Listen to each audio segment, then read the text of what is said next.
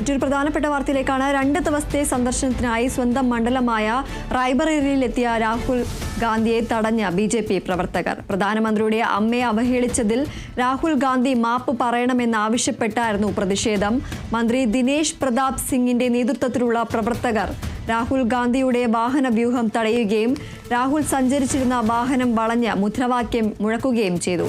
പ്രധാനമന്ത്രി മോദിയുടെ പരേതനായ അമ്മയെ അധിക്ഷേപിച്ച ആളുകൾക്കെതിരെ രാഹുൽ ഗാന്ധി കർശന നടപടി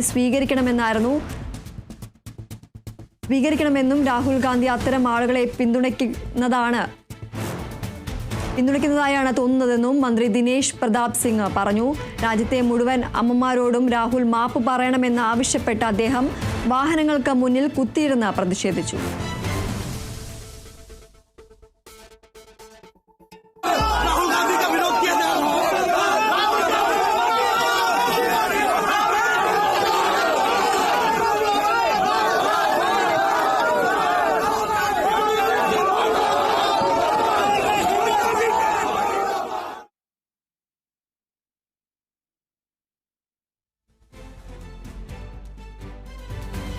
സ്വന്തം മണ്ഡലമായ റായ്ബറേലിയിൽ എത്തിയ രാഹുൽ ഗാന്ധിയെ തടഞ്ഞ BJP പ്രവർത്തകർ പ്രധാനമന്ത്രിയുടെ അമ്മയെ അവഹേളിച്ചതിൽ രാഹുൽ ഗാന്ധി മാപ്പ് പറയണമെന്ന് ആവശ്യപ്പെട്ടായിരുന്നു പ്രതിഷേധം.